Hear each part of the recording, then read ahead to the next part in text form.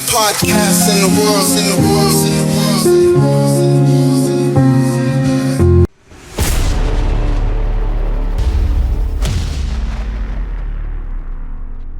All right, good afternoon, Corpus Christi and surrounding areas. It is Eric Lee Tunchez with the Corpus Christi Crónica Podcast, and today I'm thrilled to have my guest, the first Mexican-born GOP Congresswoman for the state of Texas and the United States. Yes, we did. We made history. I was the first Mexican-born Congresswoman ever elected in history in both the Democrat and Republican party. So it was a historic day for sure. You've inspired a lot of people, especially Latinos here in the District 34. Obviously, you have you're the front runner to the Texas District 34's congressional race this year, and coming up in March, we're going to have a primary. Yes. And there's several people already have signed up and filed and raised the money. And absolutely, we're about to get into the heat of things. Yeah. Yes, great times, and we're leading because of the hard work and the dedication. So it's a testament. It's a testament to my amazing, hardworking team that has been putting in a lot of work since 2021. That's when it all started. So we're leading by 33 points in this primary, but it didn't happen overnight. It happened throughout many, many years.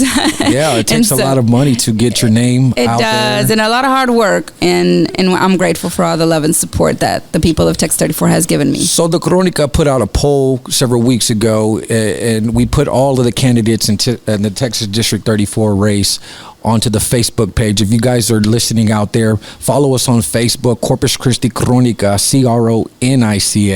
Crónica. But you are leading in our poll by 63%. Tell us about what's going on in your race. How are you at 63? Tell us a little bit about how you feel about this primary coming up. Because right now we're in the heat of things. Obviously we're starting to see a lot more people focused and interested into this race. So can you tell us about your campaign right now? Well, we're leading because we started a long time ago. Right. So like I said, it didn't happen overnight. We have knocked over 300,000 doors. Wow. 300,000 doors. We've made hundreds of thousands of phone calls throughout the years. We've gotten the message out there in English and Spanish. I mean, and a lot of people think that just putting your name on the ballot means that everybody's supposed to know who you are. You have to actually work and get your name out there, right? It is, and it's so hard. There's a lot of sacrifice as well, and our win was historic. It wasn't just an everyday congressional race. No, we flipped a district that had not been flipped in over 100 years, and we had a historic win by becoming the first, Latina ever elected in Congress in the Republican Party in Texas as well, and of course being the first Mexican-born Congresswoman as well. Before we get into borders, security, and all of that, can you just give us a brief description of how where you were born in Mexico and how you became the Congresswoman today, or 3 years ago? Well, it all started in 1986. Okay. It started in 1986. I was born on January the 1st. I'm a New Year's baby. In 1986, I was born in Burgos, Tamaulipas, Mexico.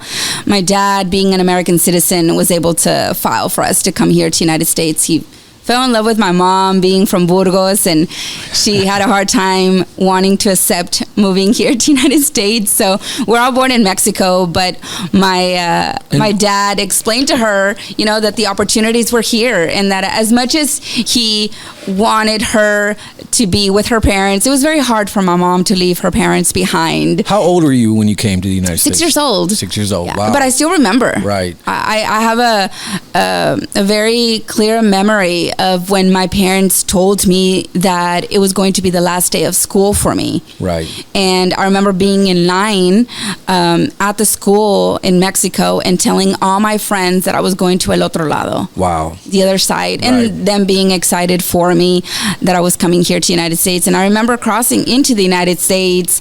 I had this idea that in this country, if you work hard, you can accomplish anything. And honestly, everybody where I come from, Right. that's the mindset. Right. Everyone where I'm from in Mexico thinks of of the United States, of where a place where dreams come true. Gotcha. But a place where you have to work really hard. And my dad always raised me that way, to always put God first, family, Right. but to understand that in this country you can accomplish anything, but that you have to work really hard for it. Where did you move to when you came to the United States? Man, I moved a lot everywhere. Really? Yeah, I was a migrant kid, so my parents moved a lot. Our first home, if I'm not mistaken, was in Rio Hondo. Rio Hondo, okay. Yes, my teacher there was Miss Lopez.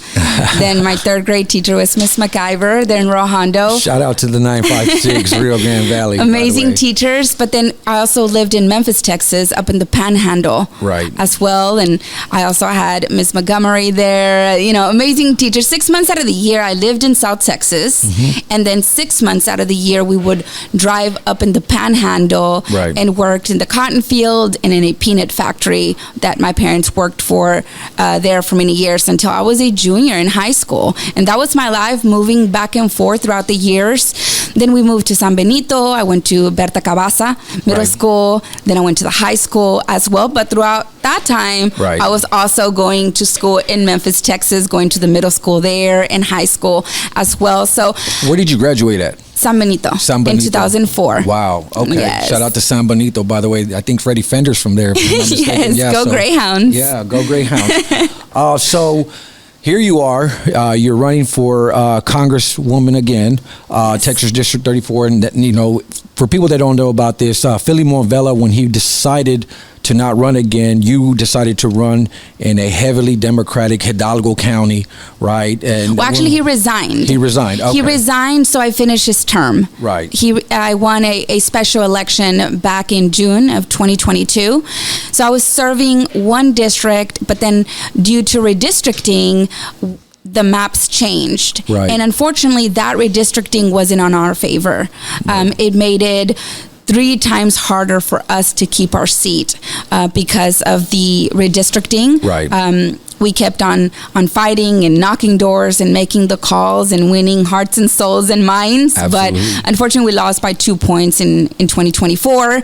Then redistricting happened again. Wow. But this time, it's on our favor. Gotcha. And now this new map that has been signed by the governor looks more like Texas. It's Right. a representation of who we are. And I don't know why Democrats are so upset, because the new lines actually have more Hispanic majority districts. Gotcha. But they're upset because these Hispanics voted for President Trump, and that's where the anger comes from the Democrat side with this redistricting. Well, we saw over 1 million people coming into this country during the Biden administration, or at least people came in. Millions and millions, over 10 million. I mean, it was an outrageous number. And that's why we're going through what we're going through right now. We're still paying the consequences of the Biden administration. Now, There's nothing compassionate about illegal immigration. Now, when you speak about Democrats and how they have a different stance on the border or security here in the United States, like we have Vicente Gonzalez, and you ran against him before in the last election. Unfortunately, you weren't able to make it. But now Correct. that the maps have been redistricted and more Republican, Right. What are some of your messaging? What is some of your messaging looking like as far as when you talk about the border security? As I will always, of course, support border security. I mean, it shouldn't even be a Democrat or Republican issue. Right. I mean, at the end of the day, our Border Patrol agents, our ICE agents are just enforcing the laws that Congress put in place. Absolutely. If Vicente Gonzalez doesn't like what our ICE agents are doing, what our Border Patrol agents are doing, then he should change the law. Right. But they're only implementing the laws that were passed. And unfortunately, the Biden administration, those laws weren't implemented. And that's why we had thousands of people crossing illegally into this country every single day. And when you cross illegally into this country, people need to understand that is funding a terrorist organization. Right. That is funding the Mexican cartel that has the people of Mexico terrorized, that abuses, that rapes women and children. There's nothing compassionate about illegal immigration. If you care about these people, you would encourage and reward legal immigration and not illegal immigration. So what's your stance on the Trump wall? Because I know that's been a very controversial subject out there in the Rio Grande Valley about the wall. It's not controversial. It's controversial for the far left, but it's not controversial for us in South Texas. We're actually used to the wall. Barack Obama built the wall prior to President Trump. We had a wall prior to President Trump. It started under the Bush administration, and then Barack Obama finished the wall. Yes, President Trump's wall is bigger, of course, but we're used to having a wall in South Texas. It's been there way before President Trump. I don't know why there's been a lot of controversial. There's been a way more deportations under the Obama administration. He was the deporter-in-chief. Right. He was known as a deporter-in-chief. Tom Homan, for example, was a director of ICE. He was appointed as a director of ICE under the Obama administration. Wow. Yeah. And no one made a complaint about Tom Homan under the Obama administration. Right. But now, because he works under the Trump administration, he's constantly being criticized again for enforcing the laws. So how would you enforce, the Trump wall and enforce deportations versus someone like Vicente Gonzalez, who has been against it's just allowing our Border Patrol agents to do their job. That's their job, and it's allowing them to have the resources that they need to be able to perform that. We have to actually stay out of it and let the professionals do the job. Right. And so we're here just to give them the resources that they need. At the end of the day, they're the ones putting themselves in the front lines, risking their lives. The least that we can do is making sure that they have all the resources. But of course, Vicente Gonzalez has voted over and over against border security. As a matter of fact, he just introduced legislation that our ICE agents should not cover their identity. Wow. That they should expose their identity. No ski mask, Yet he was for masks when COVID happened, but he doesn't want our ICE agents to protect themselves, especially with all the hate that is going on in this country. They do have the right to protect their identity, because they're not only going against them, they'll go after their spouses as well and their children. And that's where I draw the line in politics. Whenever they go after your family, whenever they go after your children. I mean, it's very sick. I mean, I'm going through it right now. I've been through it. I mean, when I got sworn in, my daughter was pushed by the Speaker of the House. Wow. If you look it up, you'll see Myra Flores' daughter getting pushed by the Speaker of the House. My daughter leaned on her, and she just pushed her. Nudged her, Gotcha. That's assault, right? And a Republican would have not gone away with that. Right. And so Democrats get away with racism and get away with abuse, disrespect, and it shouldn't be political, especially when we're talking about our children. Right. They should be protected at all cost. But speaking of going back to the immigration issue, there's been a lot of talk about being for the border, the border wall, being for deportations. You're going to be for that, correct? Just so that we're clear, as far as you're going to be a strong component of my job is to support the Border Patrol agents to do their job. Right. That's the law. I'm not putting in place new laws. Right. Now, those laws have been in place prior to me being in office. It's just allowing our men and women in Border Patrol, Customs, to implement them. Right. So now, speaking about enforcement of the border, we have your opponent, Myra Flores, who's been a prosecutor under the Biden administration. Under the Biden administration. Right. Can you give us a little bit of insight of, I know that we've seen it on several social media accounts, how you feel about that situation where he was under the Biden administration. There's also been rumors that he was at the inauguration for Biden. Yes, he was. Can you give us a little bit of insight of what's going on there? He's my Republican primary opponent, and you're right, he did work for the Biden administration's DOJ. Right. And so while he worked for the Biden administration's DOJ, I was in Congress fighting the Biden administration's DOJ that was trying to put President Trump in prison. And it's a disgrace. I would have never, I don't care how much money that administration would have paid me. Right. I would have never worked for the Biden administration. And now he's running as a Republican. A lot of people say that because he has my last name, that if he's related to me. And I said, no, he's not related to me. He's related to Kino Flores. Kino Flores was a Democrat representative in South Texas that was convicted for corruption. He was found guilty for corruption. Right.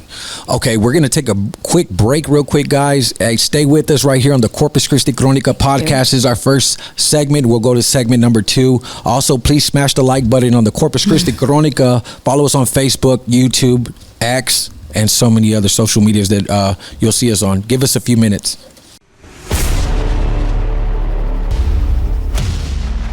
All right, guys, we're back with Myra Flores, segment number 2. So, Myra, we're just talking about this coming up race with Eric Flores. Obviously, he's polling 5% in this poll that was released several months ago. I know. I don't want to give him a platform he doesn't have, but... I know, yeah. So, there's also been attacks already on social media, such as X, Twitter, whatever. It's horrible. They will...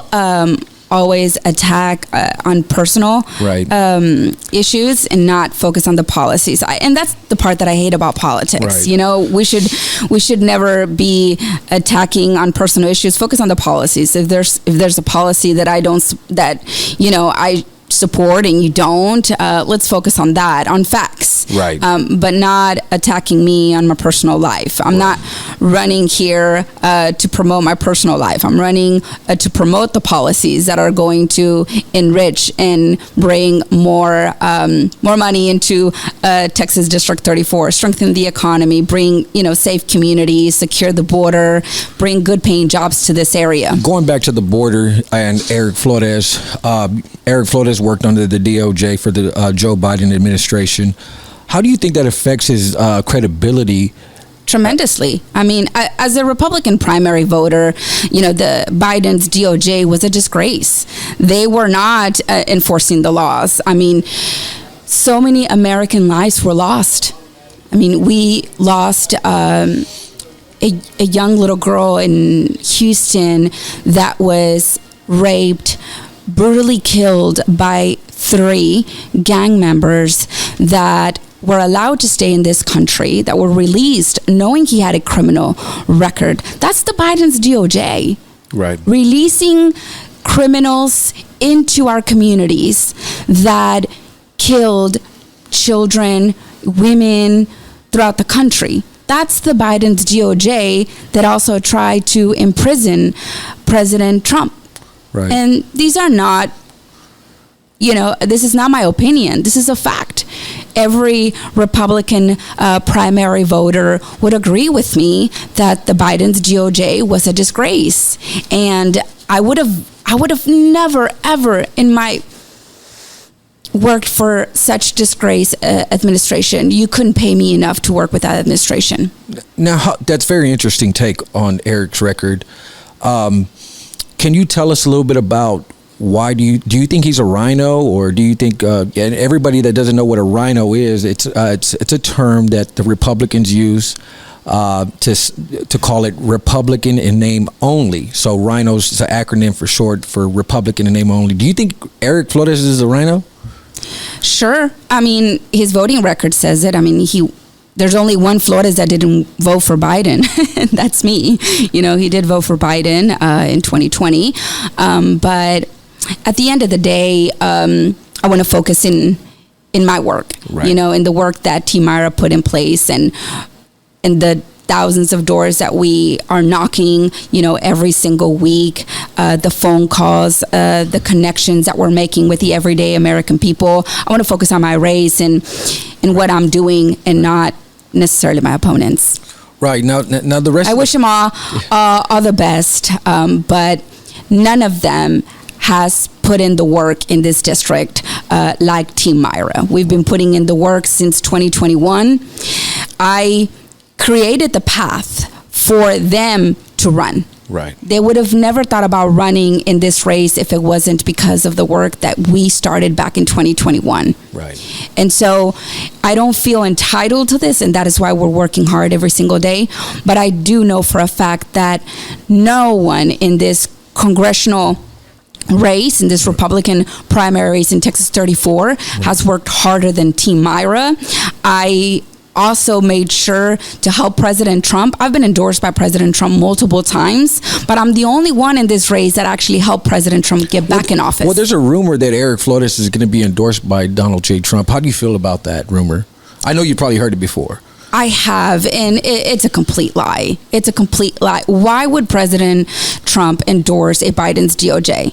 He actually, he was trying to get an appointment under President Trump, and that didn't happen. He didn't get that appointment. And the reason why he didn't get the appointment is because he worked under the Biden administration.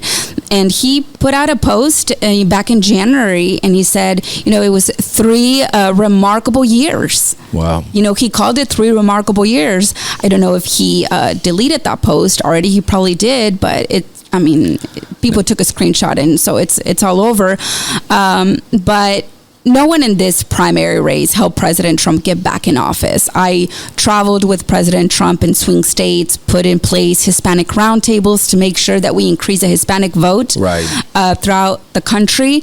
I spoke at his rally as well.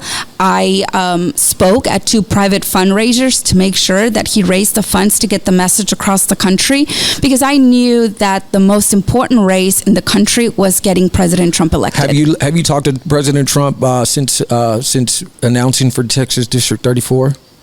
No, I have talked to the administration. I was at the White House not too long ago and told them all about the race. Good. Now, the rest of the field is shaping up as well. You have Fred Hinojosa, who's also Adam Hinojosa's brother, who's Texas Senator Adam Hinojosa. So Fred Hinojosa, his bigger brother's running also in this field. I would have, I'm glad you mentioning that. Senator Adam Hinojosa, we helped him tremendously get elected. We helped him the first time he ran, and then this past time he got elected. Very happy. He made history as well. We finally have a Republican and senator, so I'm very. That was a very close race. I was very proud of him because he didn't give up on the first time. So it was came by back. a few votes, right? Yeah. Yes, and few votes. Team Myra made sure that he got that election. We also knocked on doors for him. Right. And very proud that Team Myra helped get the first Republican senator get elected in Texas 34. Wow. Mm-hmm. So his brother's running, Fred Hinojosa, in this Texas District 34. And then also you have Scott Mandel, who just announced and part of his FEC filings, $1 million. That's awesome. How do you think it's shaping up here? How it's going to shape up in Texas District 34? I wish him all but the best. I do. Money is not everything. It's a component. You have to put in hard work as well. A lot of sweat and a lot of sacrifice. So it's a component of different things. But I wish him all the best. Now, so Corpus Christi and Nueces County, and I know that the Rio Grande Valley is also facing some water shortages here in the state of Texas. It's unfortunate, but it's a hard reality. We've been going through it as well in South Texas. I mean, we lost a sugar company because of the lack of water, and Mexico refusing to release some of that water into the United States. Mexico owes the United States lots of water, and our farmers are hurting tremendously. I was in the Agriculture Committee when I was in Congress. I believe it is one of the most important committees. A lot of people don't care too much about the Agriculture Committee. It's not very popular, but yet to me, it's the most important. We talk about oil and gas independence, but what about food security? Right. If something goes wrong, they're going to attack the food industry, and how are we going to be able to feed our families? So we have to empower our farmers, our ranchers, prioritize them. 2% of our farmers feed America, and so if we can grow and farm something here in the United States, we shouldn't pay our farmers and ranchers not to farm. That's insane. To me, that's what America first is. Right. You want to put up America first, it's putting our farmers and our ranchers first. So I will be joining the Agriculture Committee and making sure that we prioritize our farmers and ranchers and be a voice for them. I was a farm worker myself. Right. I was 13, 14 years old. I wanted Doc Martens. Yeah. I don't know if you know what that brand is, but it's a shoe brand at Journeys, and I wanted those shoes so bad. And my dad said, si los quieres, tienes que trabajar. Right. Well, so we have a water situation really bad here in Corpus Christi. We're sitting at 10%. I'm pretty sure you're aware of our western reservoirs, Lake Corpus Christi and Choke Canyon. How will you be able to secure federal funding for the water infrastructure needs that are needed right here in Corpus Christi, and also in the Rio Grande, in the Browns, as far as the Port of Brownsville? They got a port there, and we have a port up here, and there's many jobs that rely on these on these infrastructure needs. How would you be able to secure that federal? Well, as you know, I'm a good friends with Congressman Michael Cloud. He's a great colleague and a great friend of mine.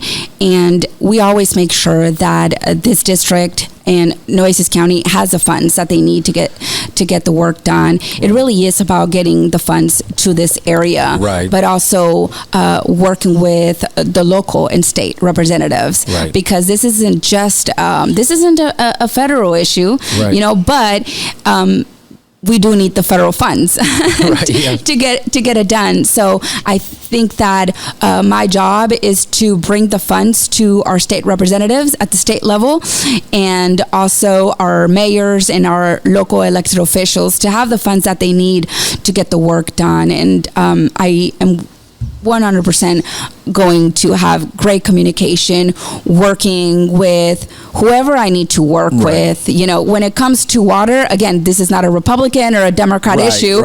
We all need water. And so that's why it's important that we put party aside. Let's get the job done and making sure that the people of Nueces County have the water that they need. Putting aside the Democrat and Republican talking points, District 34 actually was remapped just recently. It's still a Hispanic majority district, though. Yes, absolutely. But it cut out a lot of Hispanic people on the west side of Corpus Christi. A lot of people don't know this about the map. It cuts out the west side and the north side of Corpus Christi, which continues to stay on the southern part of District 27. Do you feel like they diluted the west side people of Nueces County on the new map? Absolutely. Now, they removed Hidalgo County, so they couldn't add all Nueces into Texas 34. And so, because there's a maximum amount of population that could fit in a district.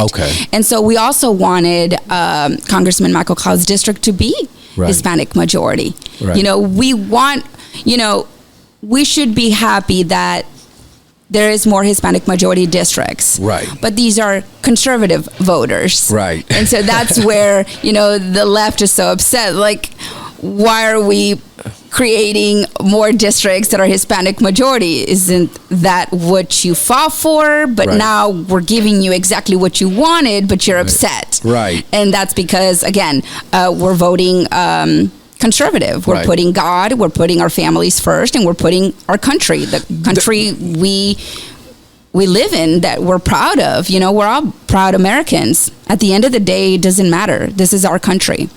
So there's a lawsuit that's taking place against these maps right now. And but they were suing the map in 22 as well. I mean, they're never happy. They were suing the map in 22 because they wanted what we just did to happen.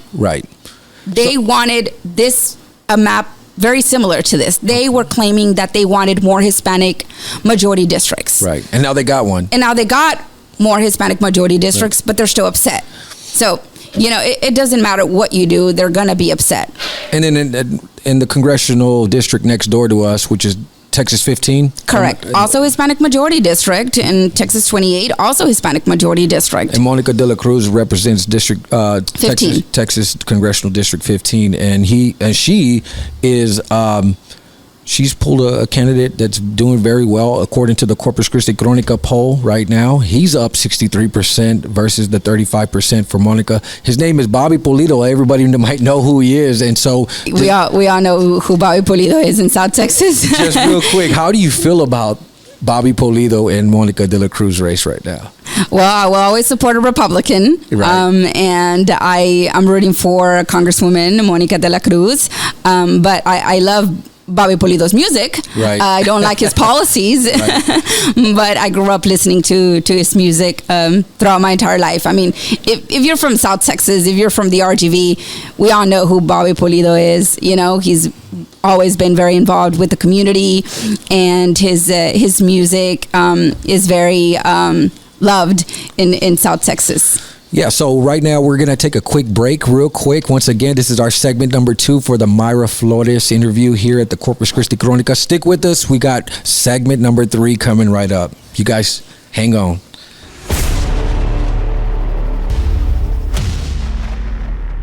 All right, we're back here on the Corpus Christi Crónica. We got Myra Flores here with us today, and we'll continue our third segment here on the Crónica Podcast. Please go to Facebook, YouTube, and X, and Instagram, you name it. We're on all platforms. We're all over. Yeah.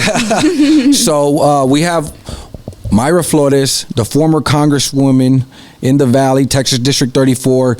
Right now we have Vicente Gonzalez. Vicente Gonzalez, the congressman, Yes. Defeated you on the last race, right? Yes. Before this congressional You map. won by the mail-in ballots. Right. I won early voting and election day.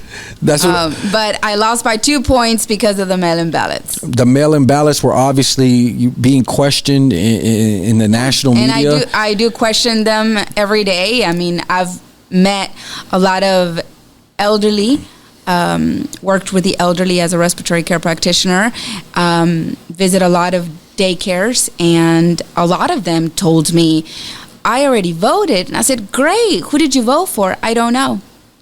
Wow. Like, what do you mean you don't know? No, they helped me fill it out. And I said, but you don't remember who you voted for? Wow. I said, no, I don't remember.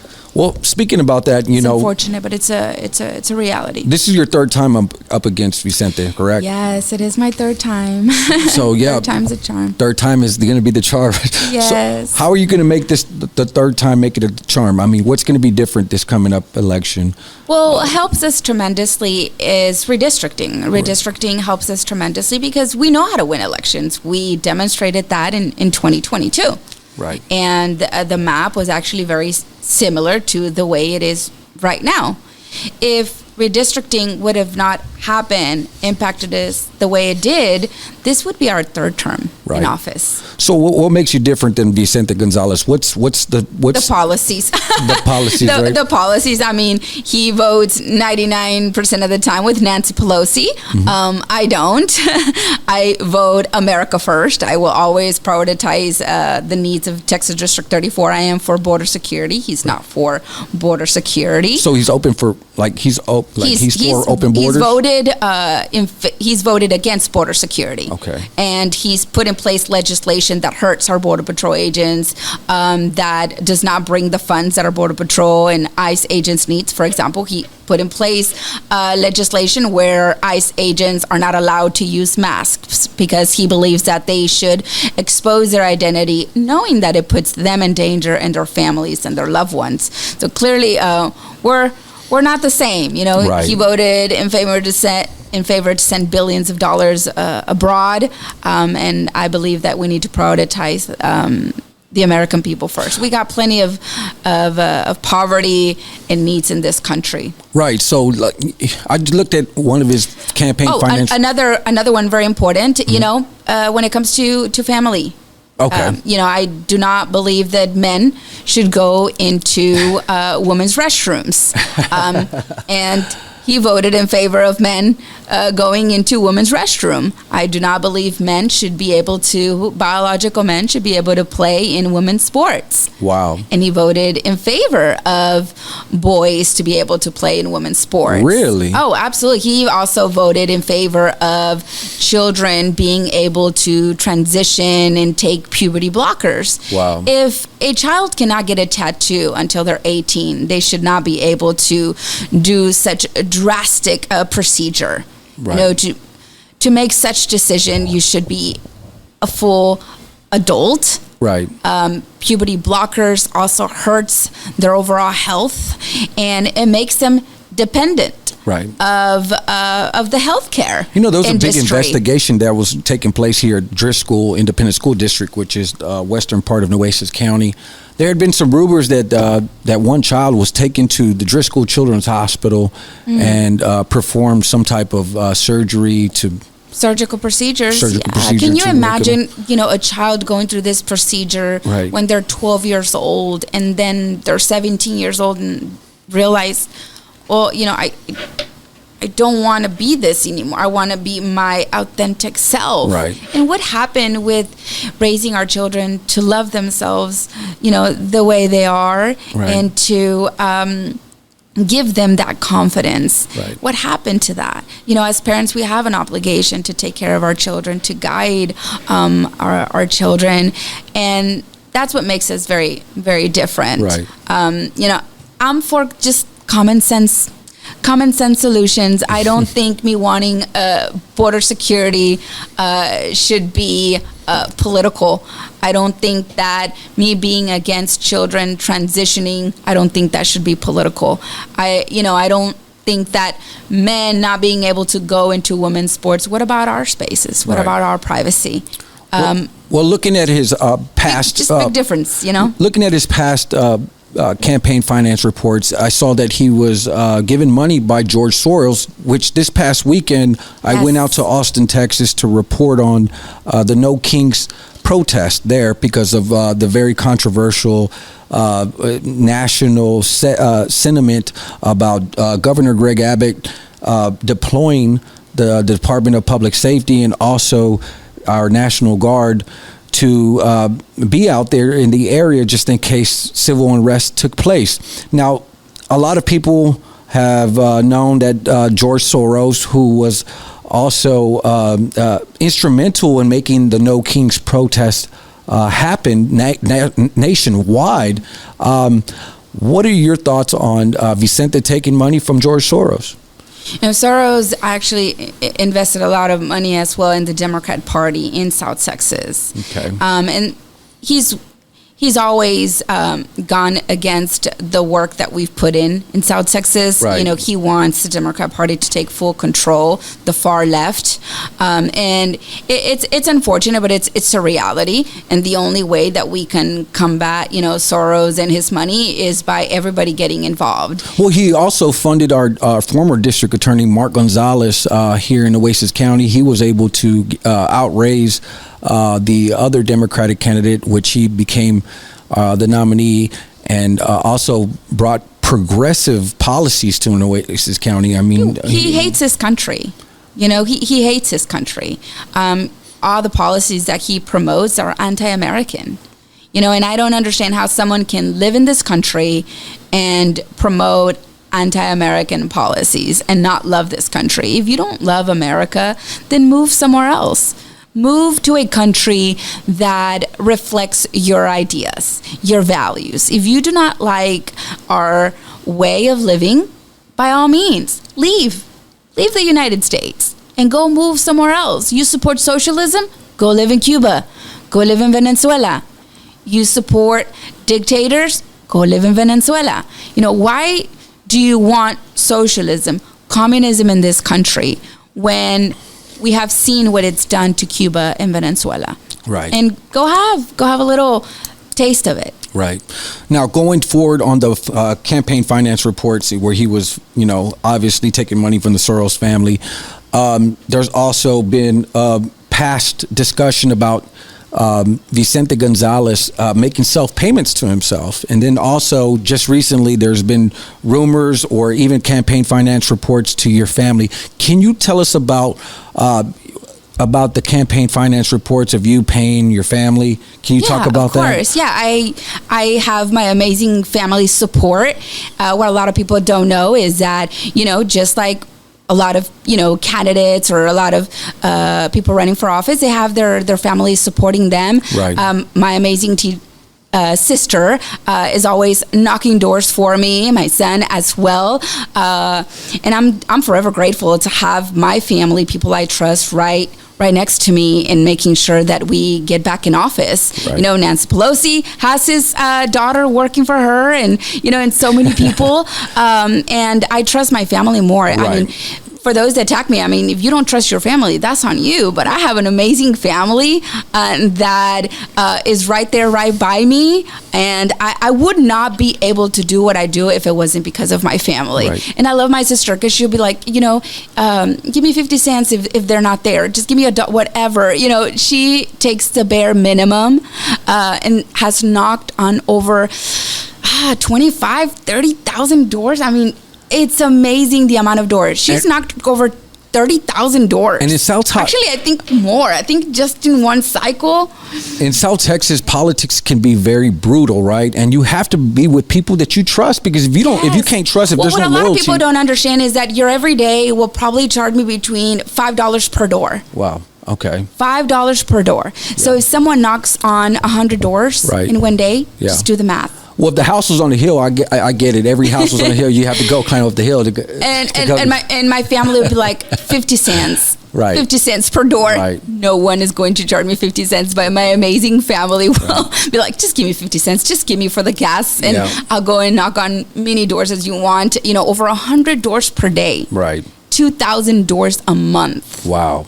And so, no, I'm very proud to have my amazing family right by me, supporting me to get back in office. I am nothing without God, and I am nothing without my amazing family right beside me. Absolutely. And so now that you're seeing these attacks that are happening against Myra right now, and they're personal attacks. They're personal attacks. They're not, you see, I'm not running on my personal life. Are they paid attacks? Obviously, they're paid attacks. Okay. But, you know, I just wish they would focus on the policies. Right. I'm not running on my personal life to be exposed. It's not right. Or, you know, to be exposing my children and things like that. I'm running to put in place policies that are going to secure the border, that are going to strengthen the economy. And you're a mother, correct? Yes, I have 4 amazing children. 4 children, guys. Yes. And so 2 boys and 2 girls. Speaking about children and family, I know that's been a big component of your campaign in the past. Always, yes. Obviously, you have signs going out in Kingsville, Cameron County, Willacy County, We're nothing Kennedy without County. Family.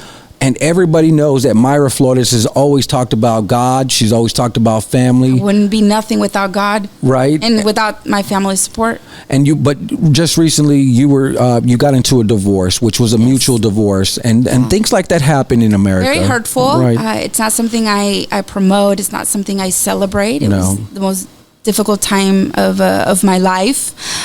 We both went through a very difficult time, but we put out a statement. It's on X. Really? We both put out a statement. Actually, you know, he wrote that statement with me. Wow. And we both put it out there. We've both learned a lot. We've grown, and our focus is our children and making sure that they continue to thrive. But it's a very private matter, and I hate that it's being politicized. Like, don't mess with my children.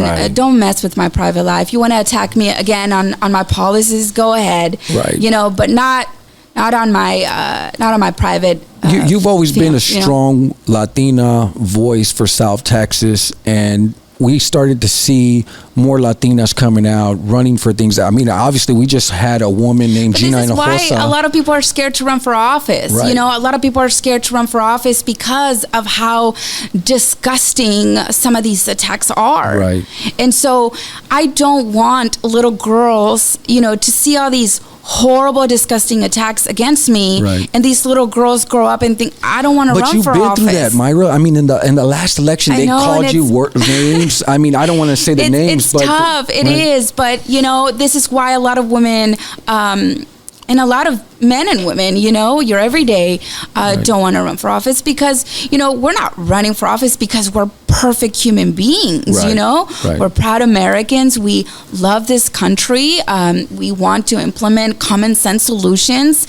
We want good paying jobs into the district. We're not running for office to be brutally we always used to say, like, attacked. stick to the issues. Stick to the issues. Right? Thank you. Right. Stick to the issues and leave my children alone. Leave my amazing family alone. I mean, I go harder than that. I usually say, hey, don't worry about what's going on in my bedroom. There's a lot of men that are right? running for office that have been divorced. Ken that Paxton's are going through right a now. divorce, Right. but let's talk about Myra. Right. And it's like, it's not fair. Right. But they treat women differently here in South Texas. It's unfortunate. You know, right? I am the only woman running in this race, and you do have all these men attacking me. They're not attacking me on my issues. Right. You know, I have an America First voting record. You Right. can look it up. Google Myra Flores voting record. Right. Google it. I have a voting record to run on. I'm not making up anything. I actually have a voting record defending the Second Amendment, defending traditional marriage, families. I have a voting record to run on. None of these people running against me actually have an America First voting record. I'm the only one. So stick to the issues. Perfect. Now we're going to go to a break. Thank you so much, Myra, for letting everybody, clearing some things up out here in the Corpus Christi Crónica. I am the only America First candidate running in Texas District 34 Republican primary. We'll be right back, guys. All right, guys, we're back here on the Corpus Christi Crónica with Myra Flores, candidate for District 34 Congress. U.S. Congress, guys, not Texas, right? Now, this is the highest level of office that anybody can run for, other than the president of the United States, right? But right now we have a government shutdown taking place, and the Democrats are blaming the Republicans are blaming the Democrats, and nobody knows how long this shutdown is going to be taking place for. So we're already dealing with Social Security offices closing today here in Texas. Unfortunately, you know, the reality is this is on the Democrats. The House did pass a clean CR to the Senate. And in order for it to pass in the Senate, we need the 60 votes. And unfortunately, the Democrats are taking advantage of that, and they're wanting and demanding for those that do not have status for illegals to be able to have free health care. Americans do not have free health care. Right. But yet they're demanding all illegal immigrants to have free health care. And is that what this is all about? That the Democrats want to have give free health care to all immigrants? About illegals being able to have free health care. They're shutting the government. Unless Republicans give illegal immigrants, which Republicans are not, we are not going to give those that do not have status in this country free health care. Nothing is free. Right. Americans are paying for it. And we're already paying high taxes. We're barely making it, barely surviving. Most Americans right now are living paycheck to paycheck. How dare they want Americans, hardworking Americans, to pay free health care for illegal immigrants? Now, for everybody that's watching at home right now, I mean, what does a shutdown actually mean? Just so that those that don't understand what the shutdown actually, what actually is a shutdown. It's a complete shutdown. Our Border Patrol agents that are out there working are not getting paid. Right. You know, our military, thanks to President Trump, who put in place some funding for them not to miss a paycheck. Now, right. Democrats are actually upset about that, and they're actually trying to stop President Trump from paying our military, our men and women in the military. But our customs, our ICE agents are not getting paid. You know, all federal employees are not getting paid. So it makes a huge impact, especially also on small businesses. So does that include our postal office, our U.S. Correct. Postal Office? So you see all these people, they're working, but they're just not getting paid. They're not getting paid. They will be reimbursed, but in the meantime, bills still got to get paid. Yeah, but some people can't. I mean, how long could that go for? I mean, you're working for free and you're not getting paid. People have to put food on the table. That's right. So there's only so much, you know, Republicans can do. And, you know, I'm hoping and praying that the Democrats put this crazy idea away and prioritize the needs of the American people that voted for them to be in office. Not, they're not in office because illegal immigrants voted for them. How long do you think this is going to last for? It could last a long time. It could, because... What's your estimate? 2 months, 3 months, 6 months? I wish I could say this could be resolved next week, but just nothing surprises me. I don't recognize the Democrat Party anymore. I don't recognize these members of Congress anymore. I mean, they're not the Democrat Party of John F. Kennedy. These people are anti-American. They're not prioritizing the needs of the American people. Because if they would vote for a clean CR to continue funding the federal government. Right. And this is all because the Democrats want health care for immigrants. Speaking about health care, Texas is the number one state for uninsured people. Mm-hmm. And what are some of your plans for health care here in Nueces or for your district? Because I also know that Willacy County doesn't even have a hospital. I looked into that. We have a health care issue in this country. Right. And I think that we need to take control away from the federal government, and give the control back to the states. I think the local state representatives should have more control of our healthcare. I think we need to give doctors and patients more control of their own healthcare and not allow the federal government to get involved. And take also power away from these pharmaceutical companies. In South Texas, a lot of people cross the border to get a lot of these medications. They'll buy a medication in Progreso for $5, right. But yet here in the United States, that same medication is $100. Right. Make sense. So the affordability is off a little bit compared to... Putting pressure on these pharmaceutical companies, right. And holding them accountable. Right. We are the strongest, greatest country in the world, and yet we're the sickest. Something needs to change. We need to change our ingredients in the foods. A lot of these ingredients are not safe in other countries, but yet they're putting it in our food in this country. Right. Cancer. Right. We need to focus on finding a cure for cancer, and not focus on medication, long-term medication. We don't want patients to live off of medication for the rest of their life. Let's find a cure for cancer.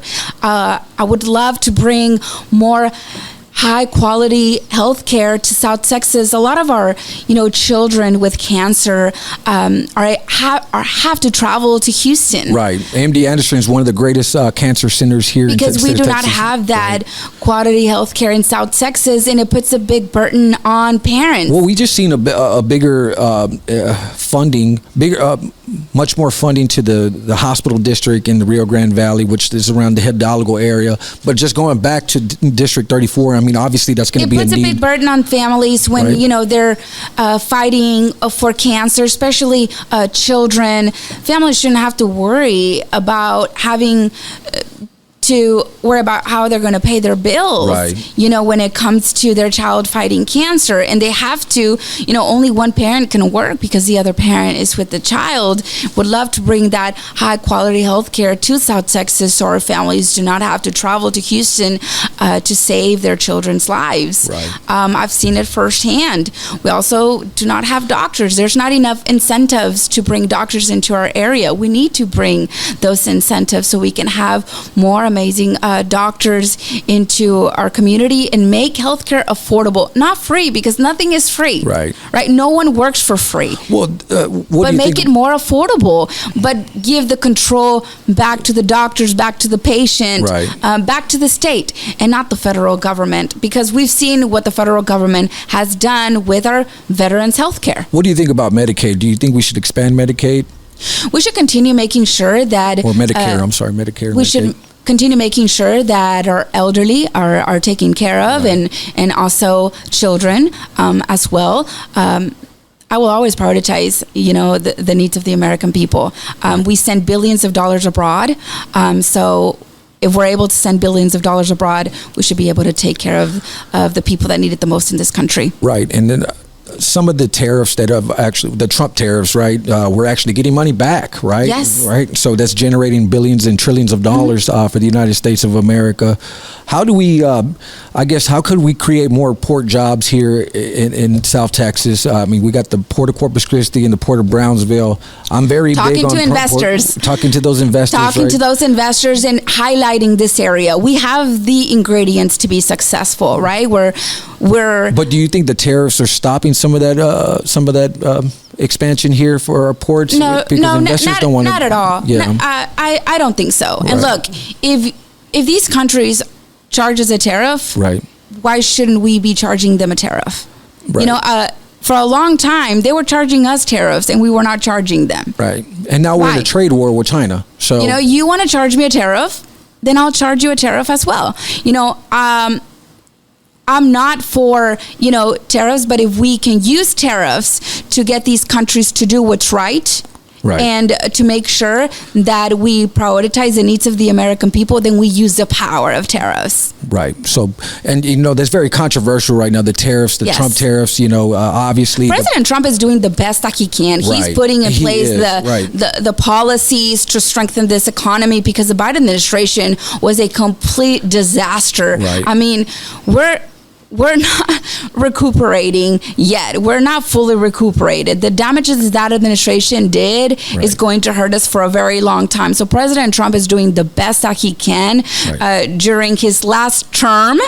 This will be his last term. So that's why it's so important for us to keep the House to make sure that President Trump continues to put his America First policies in place. And so there's also a representative that hasn't been sworn in yet, and obviously this, with the current shutdown, the Democrats. What's the makeup in Congress right now in the House of Representatives? What's the makeup between Republicans and Democrats? Well, you know, we have a very small majority. I did hear about this representative, and you know what? She's just going to have to wait. Right. She's just going to have to wait, just like everyone else. She's not the exception. Right. I know she's, you know, crying and whining. She's been calling everybody to get out there. She's still, you know, she's getting paid. You know, so she can cry and whine all she wants. We have a very small majority, and that is also why it's important for us to have a bigger majority, because it makes it very difficult to pass legislation when you have such small majority, you know, 3. And then sometimes not everyone is there to vote, you know, and so whatever's going on. So it's important that we have a much bigger majority so we don't have to rely on the far left anymore. So midterm elections coming up next November. 2026. So, hey, guys. But midterms are important. You know, we want your strongest America First Republican to win in February, and I'm the only one in this Republican primary. Endorsed by Donald J. Trump twice. Is he going to endorse you one more time? I have faith, and I am 100% confident that we're going to have his endorsement. I'm the only one that endorsed him. Right. I'm the only one that he endorsed multiple times. I'm the only one that traveled with him to swing states. I'm the only one that spoke at his rallies. I'm the only one that spoke at his private fundraisers to make sure that his message got across, you know, the entire nation.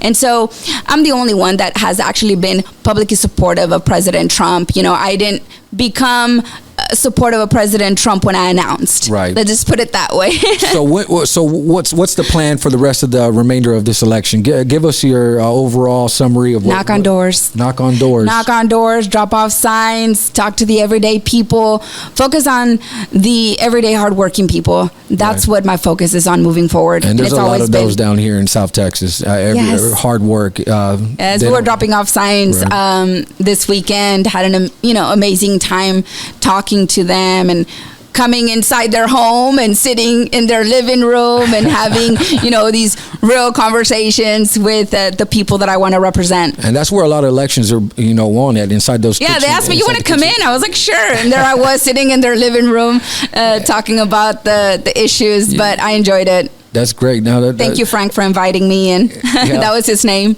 Any last words that you want to tell the Oasis County voters? And his amazing wife as well. Clayburgh County. We got viewers in Clayburgh County, and also, I mean, we got viewers all the way down the valley now. I didn't even know that. I mean, I got people looking You're very popular. I see. Very popular. Thank you for all the amazing work that you do in getting the message across, you know, the entire district to inform people. Because at the end of the day, that's what matters. It's important that everybody has the information that they need so they can make an educated vote. And obviously, you're very well liked and popular out there in the valley, and you know. Thank I just you. thought it'd be a great idea. It's a testament to my amazing, hardworking team. Honestly, like I've said it, I don't do this alone. No, I have an amazing campaign manager, deputy campaign manager, my amazing sister Who's as your well. campaign manager, by the way, just so everybody could be aware? She's here, Anel. Yeah, shout out to Anel. She's right here. Most hardworking campaign manager in the entire country. I mean, she's knocking doors as well, getting dirty. That's right. I got to lift up those sleeves and then get to work. That's right. She's not afraid, and that's what I love about her. And you know, Alexis too. He's a young kid in college, getting the message also across the entire district, knocking doors, making the phone calls that we need, and like I said, my amazing sister as well. And I just have an amazing team. I would not be where I am today. So I'm sure you're going to be up on TV too here soon. I'm on TV, you know, always. Yes, I was on Newsmax this weekend. I was just invited to an interview just now, but I couldn't because I'm here with you. Now she's on all the you know, major news networks, Newsweek, or not Newsweek, but what is the Newsmax? I seen you on Newsmax. Yes, and Spanish media as well, Univision and Telemundo. It's important for us to get our message across. Fox News, you know. So hey guys, you're looking at Myra Flores right now, and Myra. I'm your everyday American, and just being a voice for the everyday people, just getting the message across, and that's what I want to prioritize. And I also want to inspire your everyday American that you can too be in these important positions. All right, we got one last question real quick, and I'll make it fun to you so that so we can inspire people, because this is what we like to do here at the Corpus Christi Crónica. Love it. Can you tell all the young Latina women out there that are listening here today what it means to be a Latina Republican? It means putting God first. It means putting your family first, and being proud of being an American, loving this country. Look, I'm a woman, I'm a Christian, I'm a mother. My identity is in Jesus Christ. I would not be where I am without Him, without prayer. I would not be where I am without my family, without my amazing friends as well. It means so much. It means spending time with your parents. Being Latina means spending time with your grandparents. My abuelita, who we just brought here to the United States. She was living in Mexico, who suffers Alzheimer's. She did not want to come here to the United States. I said, Grandma, you know, we got to take care of you. And that's being a Latina. We take care of our family members, you know. We don't abandon our parents. We don't abandon our abuelitos. We take care of them ourselves. That's what it means. It means being amazing women, you know, amazing mothers.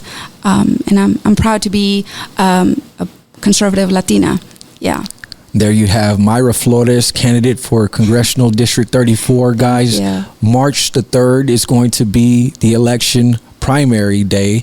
And if you haven't already, please go to Facebook, and you can also, let me plug in Myra, because I know Anel's looking at her right now, telling her where to follow you at. So how do people follow you? I'm on all social media platforms. I'm on X, I'm on Facebook, I'm on Instagram, I'm on Truth Social as well. I'm on TikTok. I don't post a lot on TikTok, but I do share a lot. I need to post more. But I'm on all social media platforms, and you can go to my website as well, www.mayrafloresforcongress.com. And you can join our team and help us get the message across, because at the end of the day, this isn't my fight, this is our fight, and if I win, you win. How do we get in touch with Myra Flores campaign? You can message me on social media, and you can message also my campaign manager, Anel Castillo. But I answer most of my messages on Facebook, Instagram. Good. So if you message me there, I'll get back to you. Right. It's not going to happen within 24 hours, but I'll message you within 48 hours or so. But I'm really good at getting back. You will hear the real Myra Flores, not the robot Myra Flores. No.